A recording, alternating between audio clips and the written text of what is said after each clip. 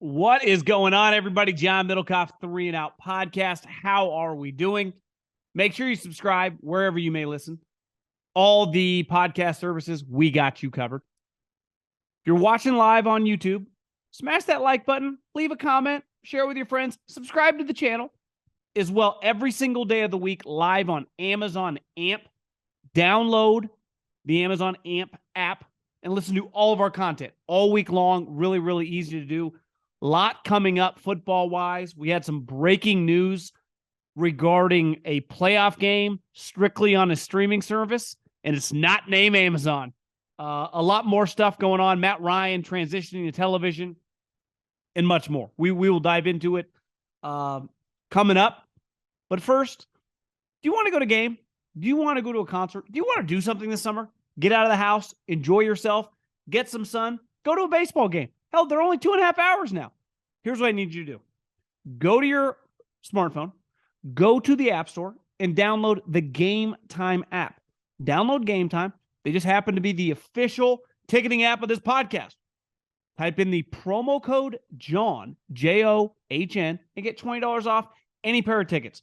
Concerts, comedy shows, basketball games, hockey games, football games this fall you want to go to. I was just meeting with someone in a different business, and he's like, I'm from Madison, Wisconsin. I'm like, Badger fan? He said, diehard. I said, well, you want to go to a game this fall? Your family still lives there? They want to go? I got you covered. Get you a little discount. Download Gametime right now. Promo code JOHN. Well. We had some breaking news today. And, I'd say it was a curveball. It is the first NFL playoff game that is going to be streaming only on Peacock. And NBC's been doing this for a while, right? They put different content that they own. I'm a golf guy, obviously. So in the past couple years, they own a piece of major golf tournaments, like the Players. They've owned major championships as well before. I don't think they do currently. And they would put parts of it strictly on the streaming service.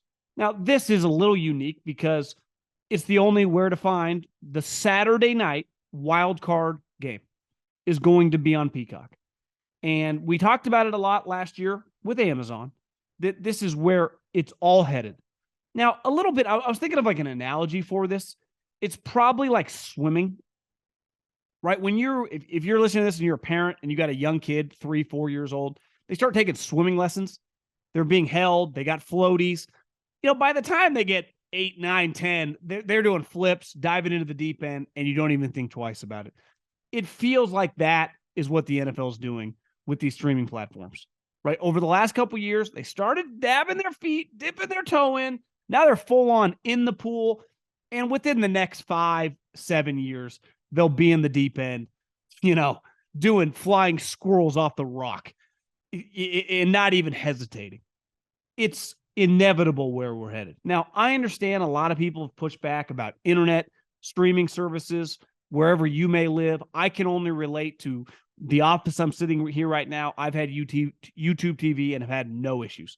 Now, I pay whatever the max amount of money for the highest speed internet. And wherever I go, house, office, I will continue to do that. So I understand financially, maybe some people, can't afford to do that. But where we're headed now with the way television works, I think in a very, very short period of time, you won't really think about it. And the ability will only increase to get higher speed internet. Hell, when I was a kid, we could not get cable TV where my parents lived. The only way, and we got it, I think, when I was like probably 8th or 9th grade, not cable TV, we had to buy the dish. We could have dish or direct TV, but my friends that lived in other places, like down the street, they had access to cable. I did not.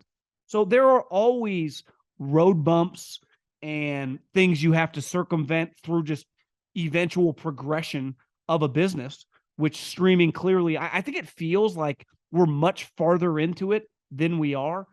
But this is like the NFL now is full steam ahead. Within a couple years, to me, they will have a package on one of these streaming services. I mean, they already do with Amazon, but when it comes to the playoffs, clearly Amazon, inevitable, they're getting a playoff game. So Peacock, Amazon, there's just no slowing it down. There's really not. If you told me one day HBO Max or Showtime, and I know some of these companies are either intertwined or owned by the same, main conglomerate. So I might be, cross-pollinating here. But honestly, it's not that shocking. It's really not. Now, I understand some of you don't have Peacock. We'll have to get Peacock. I have it because in my condo, I have Comcast, which obviously is in bed with Peacock, so it comes free. And I'm still able to stream it, but who knows how long that lasts. If I get rid of that thing, I'll get it, because I'm not going to miss a playoff game, and neither are you. And I know there are some hurdles when it comes to bars and restaurants. I think that's a major question with YouTube TV, which was easier for them with Direct TV. But this is where we're at, man. And there's just no slowing it down. And the NFL and all these leagues, really. But I think the NFL has done a really good job of just slowly kept integrating it. Not like there was just the snap of a fingers, we're only streaming, right? And I've said this forever. A big part of it is the older owners, that are in their 70s. There's a loyalty to that generation that their kids just will not have. There's a loyalty to my generation that my parents were just on opposite ends of the spectrum. And as those guys pass away, their loyalty to Fox and CBS will just change. Why? Because Amazon, because these other companies, if Netflix wants in, have so much capital and they have so much money. And clearly the TV deals and Fox and CBS, have been incredible partners and have made everyone a lot of money, but that's where their bread's buttered. This is a league that is about television and eyeballs. Listen, I've been to several NFL games over the years, a ton actually. I'm sure many people listening have as well. That is not how they make their money anymore. That's how they make their extra cash. How they pay for their country clubs and their yachts. How they pay for the operation, the players, the entire league is the games on television. And forever it was basic cable, or really just, the basic channels. And that they've evolved. ESPN got involved with Monday Night Football. And now we're at the point where Amazon and Peacock, and it's clear where we're headed. And it's just the natural progression of the times we live in. I mean, think about Amazon, right? Their schedule, I looked at it before this morning when I was getting the podcast ready. I was like, yeah, it's a lot better. I mean, it really is. They cut out, you don't see the Houston Texans. You don't see the Arizona Cardinals. You don't see the Atlanta Falcons. You aren't guaranteed a Thursday night game, which I understand if I'm the NFL. Like, ultimately, I get it. I'm just against teams having to have multiple Thursday night games. But they want to have a full slate of games. It's kind of what you got to do, And I'm not changing my tune thinking that, they should, like, two games make sense with the right brands. The Steelers play on Thursday night multiple times, right? I mean, that's not by accident, right? They're a massive brand. Aaron Rodgers. And I saw Al Michaels. He's clearly really excited. And one problem last year for Amazon, which, like, anytime something is new and the streaming services, a lot of older people that had to get Amazon Prime, you have to slowly acclimate. But the product wasn't great. I love Al. I mean, I think by far he's the greatest play-by-play guy of my lifetime when it comes to football. As he mailed it in, maybe. Clearly he's a bright lights guy. And he had been, he chose this, right? He clearly, I would imagine, got a massive raise going from NBC where he was making a lot to go to Amazon. And it felt like he kind of mailed it in. And it felt like Amazon kind of mailed it in. And it feels like I'm talking shit about Herb Street. I'm really not, but it's a tough job. They should have just hired an NFL person. And the chemistry with Al and Herbie just wasn't quite there. And it was a bad watch relative to a primetime game. Like, you got to NBC, Tarico Collinsworth. You got to Monday night, you got Troy and Joe. Like, it just kind of felt big. Hell, even Burkhart easily transitioned, and he's been doing big games for a while. And Greg Olsen was good. Now, we can say whatever we want about Romo if you want to nitpick him, but, like, Jim Nantz and Tony Romo feel big. The Thursday night game, besides just Al Michaels, the name, when you started watching the broadcast, it was pretty bad. And maybe the better games, the better teams, not all these games are perfect. Like, you look at the slate there, I think there's a Panthers-Bears game. Is Al going to be super dialed for Panthers-Bears? We'll see. Hopefully it's early in the season. But you know, these streaming services, man, there's just, it's here. It really is. And I think it's inevitable where we're headed. One last thing on the schedule. I didn't realize this and I haven't talked about it yet, but I was reading a couple articles just on big picture, kind of angles on the schedule. This happened last year once, and it happened in years past, right? With the COVID year when games got delayed and you had multiple games on Monday night. I think there are 4 weeks this year where there are multiple Monday night games. There's a Monday night doubleheader. Now, I'm biased because I usually on a Monday night, a Thursday night, or a Sunday night, I watch the game, and it usually leads whatever the podcast is the following day with a reaction. I also think, like, as a consumer, and I try to speak for the consumer, is Saturday, Sunday, we're totally on board with ton of games all day long. You watch your squad, you keep tabs on everyone else. But I think we're pretty conditioned now on Thursday night, Sunday night, and Monday night. We kind of get a one-off. And obviously the NFL knows how to make money, knows how to keep their partners happy. I do think the doubleheader Monday night is a tad bit, it's overkill. I don't think it's necessary. I don't know who it's serving. I don't see why it has to happen. I don't. Part of playing on Monday Night Football, a lot like Thursday Night Football, but definitely Monday Night Football, you're the only game in town. It's all about you. Even in college, right?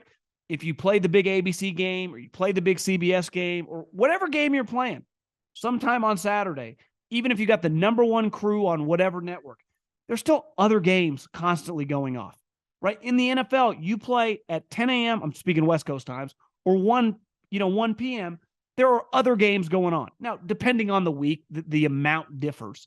But if you play on Sunday night or Monday Night Football, it's only you. So I'd argue it diminishes, I think it diminishes the product a little bit. Why do you want two games going simultaneously on Monday night? Saturday night, nothing's going on. Or, excuse me, Sunday. So it's like if you got multiple TVs, you got an iPad, whatever, no one's working. I don't care what, for the most part, what job you do. Even if you're a grinder's grinder, Sunday, at least half the day, you're kind of chilling, especially in the fall. Where Monday, people work. People go to jobs. People go to school. You get home, you eat dinner. It's kind of a very regimented day for the overwhelming, percentage of people in society. So to change like this, I just don't get it. And they're staggered too. It's not like one game ends and the other one starts. There's crossover. I just can't, even if I remove my bias, because it makes it more difficult for me to kind of keep track of both games. I got two TVs, but still, I really just, Monday, I've been watching football for 4 days. I think I speak for a lot of people. Just give me the one fucking game. I don't need to try to be following, one game's in the fourth quarter, the other game's kicking off. I just don't quite get it. I really don't. I think sometimes the NFL, props to them, they're very aggressive, as you see with the streaming stuff, as you see with what they've done with Thursday Night Football, going to London, all the stuff. I mean, they deserve.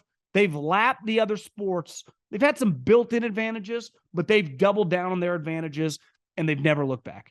And the gap is going to only continue to widen in the foreseeable future. I've said forever, when I was born, baseball was king in the 80s. And then I saw Michael Jordan and, take over the NBA and then be every bit as big as any sport. And now football for the last 20 years is separated from the pack, but it won't last forever. But it does feel like some of this stuff is a balance, right? To being aggressive and being forward thinking and trying to continue. Because in business, you're either growing or you're dying. And that's just the way people think about it. Yeah, it's like we can argue all you want. They're big enough, just sustain this. That's not the way it works. But this feels like a little bit overkill. I don't think I really talked about the Jags, who have back-to-back games in London. And I've been asked this before in the mailbag. And a lot of people wonder, do you think it's inevitable, expansion into other countries? I've heard people that cover the league say that one of Roger Goodell's greatest regrets is being a part of a team that went to Jacksonville. He wasn't the commissioner at the time, but I think he played a large role in that. And other people in the NFL clearly regret that. Tiny market, doesn't make much sense. already got multiple teams in Florida. I don't exactly know the other market you would have gone to instead. I mean, there are other options.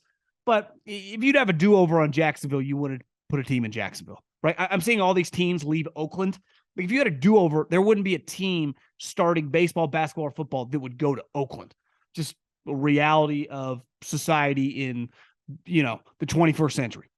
So Jacksonville is clearly sniffed around. They can say whatever they want, and clearly there's some leverage in regard to trying to get a new stadium built. Part of it is they've been dipping their toe. Now this is like the next step. Do back-to-back games, see how it goes, see the logistics. There are always going to be some logistical hurdles, right? If during training camp you need to bring players, what about guys in the Midwest, on the West Coast, long flights? Now, if you're coming from the East Coast, I've never been to London, but everyone says it's a 5.5 hour flight. So what the hell's the difference from Seattle? If I'm, Pete Carroll and John Schneider, and I want to sign a couple guys for training camp, and they're both in, Jacksonville, Florida. I mean, it's a long flight. So I think you can justify it. Clearly, from a size perspective, it makes a lot of sense. Pretty big area over there relative to Jacksonville. The other thing is, part of the back-to-back games, they're not going to be at the same stadium. One's at Wembley and one's at, I think, Tottenham Stadium on the opposite sides. So, you continue to build a fan base. Well, the bigger, the faster you expand your league and your sport to people that, may not have that much exposure, they eventually like it. And then they eventually start playing it. Think about what happened in 92 with the Dream Team. Magic Johnson, Michael Jordan, Charles Barkley. I mean, it's one of the most famous teams of all time. Not just because they beat everyone by 75 points, but because of what it did to the game globally. Now, basketball is a lot easier to operate than football, right? Fields, pads, coaching, they're not apples to apples. But there is an area that is massive that easily could have some people and start playing football in London and just different parts of Europe that might make some sense. And the NFL, once upon a time, I was young, had NFL Europa. So I think if I was a betting man, I would say probably 51-49 that a team ends up there. And I think the team's pretty clear. Like it's not going to be, the Chicago Bears moving to London, the New England Patriots packing up shop. It's the Jacksonville Jags. And I know people have talked about expansion. I don't know, man. I have a hard time. I get you could sell 2 expansion teams for, let's just pick a number, $7 billion. So $14 billion, split them up between the owners at whatever that, I'm no math major, but $400 million an owner. But then you also have to split the TV revenue, which there is a short-term windfall if you expand, but there's also a big picture deficiency of money that you would be getting that you have to split. Instead of 1/32, you're splitting 1/34. So that adds up over a period of time. You also compete television-wise in terms of the rankings of where your game gets put up. Like if I owned an NFL team, I would much rather move a squad than deal with adding a couple squads, especially now all these teams have so much cash. So I that's, again, no inside information. Feels much more likely that the Jags end up going to Jacksonville they leave Jacksonville and go to London than a team the league expands and puts a team there. What else is going on? The Sixers had a pretty devastating loss, and you see people on Twitter talking a lot of shit about the process, and really all the process was, it's like a cool way to package, we're just going to suck as badly as possible for several years and try to draft really high. And it works. Like it's not that complicated to just throw a season and try to lose games in basketball. It's much more difficult in the NFL. But if you have a terrible season in any sport, you still need to pick the right player. Like I saw this tweet thread of all the players, obviously beside Embiid, they missed on a ton of players in the process. Now, part of it was they changed over Hinkie to another guy, and Hinkie became like this cult hero. But Google Hinkie's draft track record. Fucking dude missed on a lot of sweet players for guys who sucked. Now, he'd tell you, well, it's just a percentage game, blah, blah, blah, blah, blah. Regardless, you were whiffing a lot. And part of sucking and getting a high pick, whether you have the first pick or the second or third pick, is then you have to pick the right player. So in the NFL, think about this, for example, the Texans. They have bottomed out the last couple of years. Because I saw Mike Lombardi, he was a big Sixers fan, just talk about how terrible the Sixers culture is. And I would agree. When you just lose forever, there's not like a base of winning. There's not a base of, with the players, with the organization, the standard. Like, this is unacceptable. This is not okay. Because all these players saw, at least a lot of them did, it was okay. Especially their best player, right? The standard actually was pretty low. So they don't really know a high standard. Like the Miami Heat are a good example. They're an 8 seed. They're in the conference finals. How high do you think the standards are with the Miami Heat? Think about over the years how many times Tom Izzo's Michigan State team was not the number 1 overall seed, or, a 1 or 2 seed. They were 4, they were 5, they were 6, they were 3, whatever. And you look up in the Elite 8 and they'd have the lead headed to the Final Four. It happened all the time because the standard is so high. And I think in football, you think about the best cultures in the league. To me, Kansas City clearly is number 1. They're going on a decade now of winning, right? The Patriots culture might have been the combination of the two of them. Once you split it up, it ain't the same. But Andy was winning with Alex Smith every single year, winning, going to the playoffs. Got rid of him. They took the next step. Now they're going to Super Bowls and winning them, right? I would put several other teams in the mix of really high-level culture: Eagles, Niners, Bengals, and a lot of it is player-driven, right? Player-driven. Football's, the coaches have high standards. But in 2023, the days of like Bear Bryant, this is not college football, and Bill Parcells, MFing you 24/7, 365, kind of over. We saw Urban Meyer came in, and within like 3 months, they're like, this ain't going to work, right? Because a lot of it's on the guys. So think about Kansas City. Where does the standard start? Patrick Mahomes, with Travis Kelce, with Chris Jones, for a while with the Honey Badger. The standard is really, really high. Listen, Tyreek Hill had some questions over the years off the field, but you talk to anyone, his practice habits, pretty high. I've been around the 49ers for years. Other guys are so high level. I mean, it ain't a fuck around sesh at practice. Think about the Eagles. Lane Johnson was like a Hall of Fame player last year. Did everything humanly possible to duct tape his body to keep playing in the playoffs. Super rich, already won a Super Bowl. You had to drag that guy off the field. Kelce, Fletcher Cox, Brandon Graham. Cultures are set as much as we want to think by the coaches. I think in 2023, and you could argue it's always been a little bit like this, but with the amount of money role players get, let alone the stars, it's got to be very, very player-driven. It really does. And I think football really benefits from not having to worry about, you're going to have terrible teams, but the Texans Lovie Smith won a game. No one's not trying to win. You might just suck, right? The Bears tried to win games last year. They just couldn't. They did not. The Rams, you think Sean McVay ever tried to lose any of these games? Hell, by the end of the season, Baker Mayfield, and they're beating the Raiders on Thursday Night Football, because it drives these guys nuts. But to me, it's a fascinating kind of dichotomy between the two operations, because let's face it, tanking in basketball, which makes sense, right? Because one player you get the right guy, a Tim Duncan, a Steph Curry, a Kobe, a LeBron, your franchise has changed. With football, it's really only the quarterback, right? And how many of those quarterbacks have we seen over the last decade, right? With the number 1 overall pick, Joe Burrow, Andrew Luck.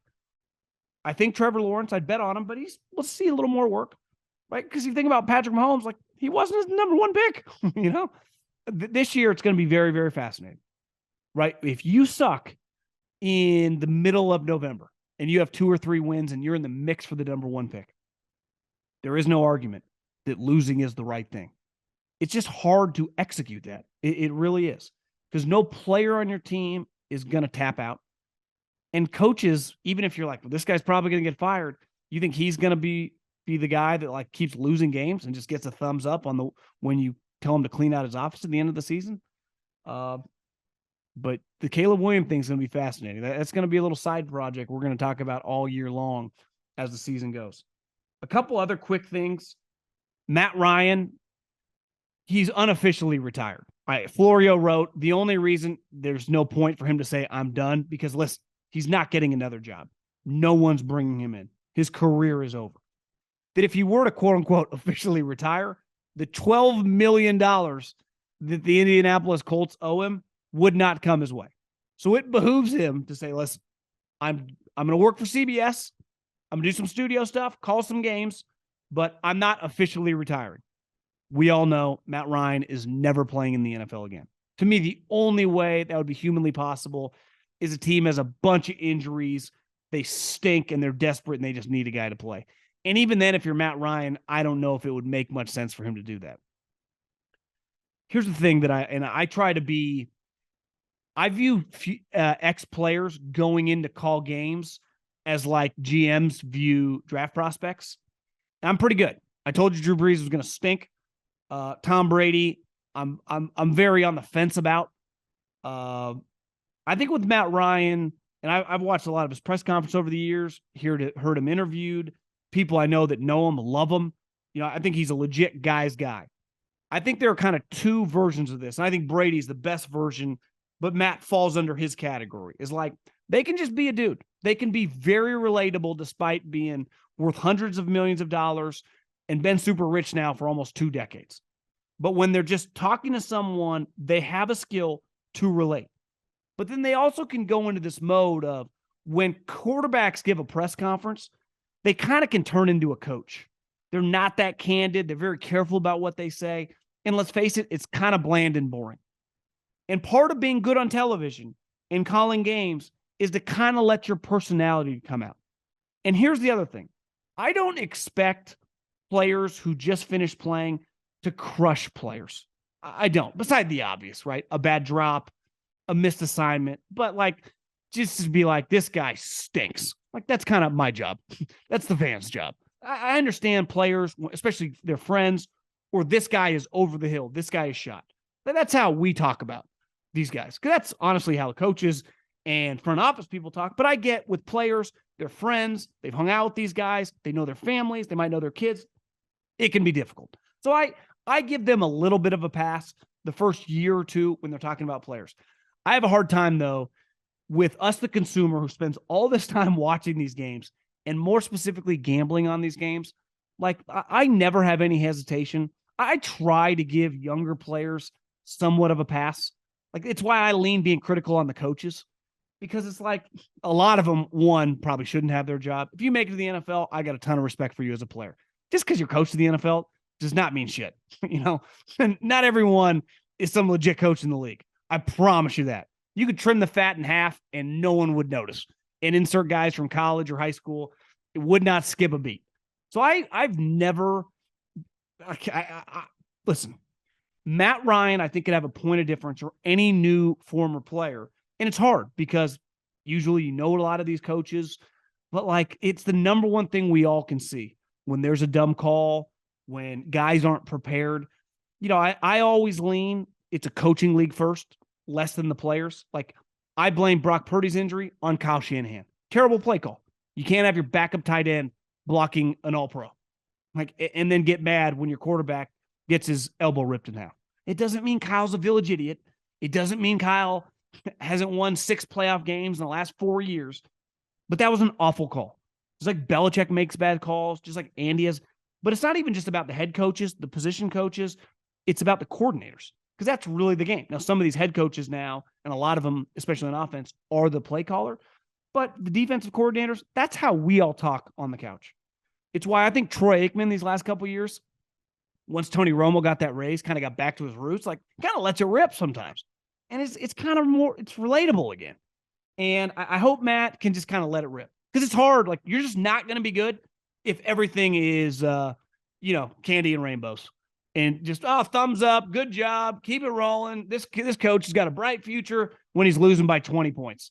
And he was a 7-point favorite. So you got to be willing. Listen, I'm not expecting every guy on television to just shit on everyone when they're having bad moments. But if you can't be critical at all, you're just not going to be good on television. Not in 2023, where authenticity and just a reality, like, we've all seen enough football now. We have access to 1 million games, kind of know what it looks like. Right? We've all watched the Chiefs and Alabama and Ohio State and, all these guys play enough to know what good what mediocre and what bad looks like. You're not shocking anyone. Just because, the dude runs a, construction company. He's been watching football for 40 years, knows what good and bad looks like. Might not know all the the X's and O's, the specific details of every single play, but I know what a well-coached team looks like, right? If I'm just an average Joe and I've been watching football and I'm 45 years old and I'm a diehard football fan, it's pretty clear. I know what a well-coached offense or defense looks like. And I always get nervous with these, especially these high profile. Drew Brees couldn't do it. I knew that was coming because his corporate image. Matt Ryan has a little less like corporate national image, but he is pretty famous and he's definitely pretty rich. And I am concerned that he's not going to just be able to let her rip.